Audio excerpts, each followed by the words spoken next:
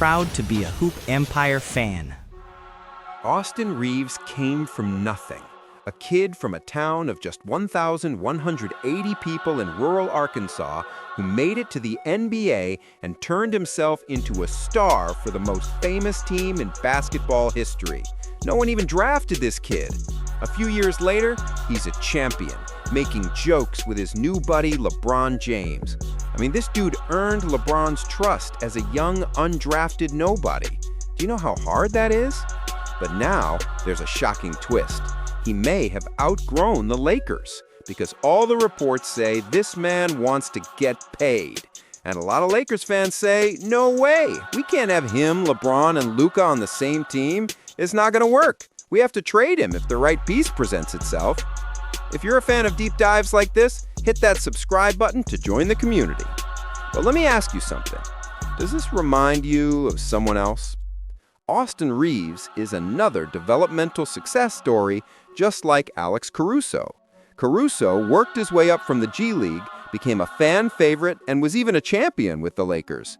But LA said he wasn't that good, looked like idiots when they let him go, and watched as he became a top defender elsewhere. And now Austin Reaves is about to be a free agent himself. So, do they dump him and regret it like they did with Caruso? Or do they actually pay him no matter what? Actually, it's even more complicated than that. But first, let's talk about the money.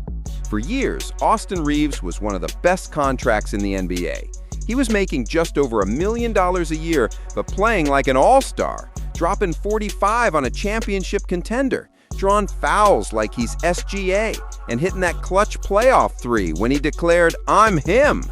This man was out here making Luke Cornett money, but scoring like a max player. He made just $1.5 million per year, the minimum. No wonder this man finally wants to get paid what he's worth. But how much is that exactly? Well, Reaves just turned down a Laker extension that would have paid him 4 years and $90 million. That's him betting on himself to make upwards of $30 million per year. The Lakers' decision is no longer just about Austin Reaves. It's about the future. It's about Luka Doncic. If Luka is ever going to win a championship, it will be in a Laker uniform. This man is a Laker until at least 30, and the new multi-billionaire owner, Mark Walter, has set everything up for him to succeed. The front office just has to not mess this up. So if you're building a championship team around Luka, you need a very specific kind of player. The two player types that fit best are the defensive-minded, rim-running center and the 3-and-D wing. We know that Luka loves the pick and roll, and he's created more corner threes for a teammate than anyone else in the NBA. So Luka is the creator, and his teammates are the finishers. And this is where Austin Reaves gets complicated. He is a great Laker success story, but is he either of those ideal Luka player types? Reaves has improved every season, and he's not a bad player by any means, but most of what he does is with the ball in his hands. He's a ball handler. He creates his own shot. He's a good shooter, but not elite. So he's not a guy who's just going to stand in the corner for $30 million a year waiting for a catch-and-shoot look and then run back to play elite defense on the other end. Now, a middle ground might be to have Reaves come off the bench. He'd be the perfect guy to run that second unit with his skill set. But good luck trying to convince a guy who just bet on himself to take a bench role. Another team would swoop in this offseason and tell him, hey, we'll give you more money and a bigger role. In that way, he's nothing like Alex Caruso. Yeah, they're both undrafted white Lakers, but Caruso would actually be the perfect complement to Luka. Reaves is just different. So how did they have that great two-man rating together?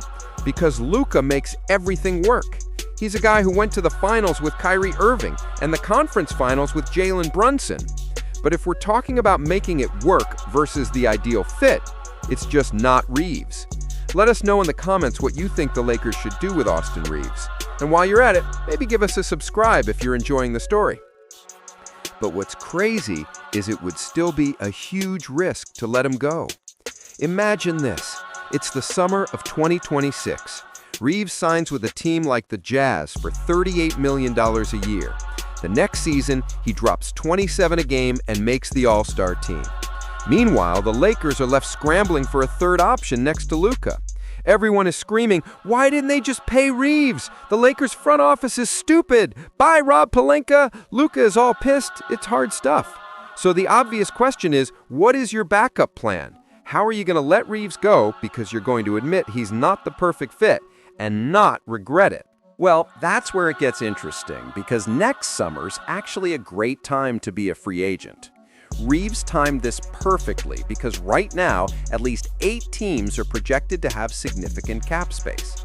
That's the Nets, Hornets, Pistons, Clippers, Lakers, Blazers, Jazz, and Wizards. And which free agents are going to get all this money? Well, the top realistic names are Trae Young, Kevin Durant, LeBron, James Harden, Norman Powell, Kristaps Porzingis, and Reaves. Most, if not all of those guys, will re-sign with their own teams, so Austin could have a bidding war for his services. But imagine the pressure that will then be on him to play up to expectations. I mean, dude's betting on himself to be a $35 million a year player. He has to play like it this year. And what is a $35 million a year player? Well, that list includes Rudy Gobert, Jalen Brunson, and Alperen Sengun. So Austin needs to play at that level to not bet on himself and lose. But actually, he has been here before.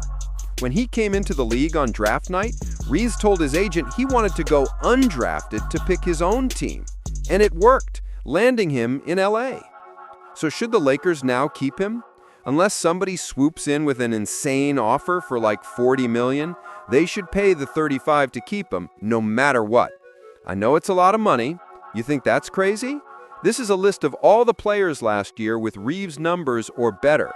Everyone is a $30 million plus a year guy, and most of them are on max deals outside of Jalen Brunson. So the Lakers might get outbid for Reaves if we go by these comparisons. So you pay the man, but it's the only way to make sure you don't lose Reaves for nothing. You pay him so you can flip him for that perfect player who does make sense later. So yeah, Reaves deserves a Tyler Herro type deal, but the Lakers don't need a Tyler Herro. They need the ideal fit next to Luka. Reaves may be a Lakers success story, but he's probably not a Laker for life. It's the ultimate high-stakes gamble, and we'll be here to see how it all plays out. If you want more stories like this, just hit subscribe.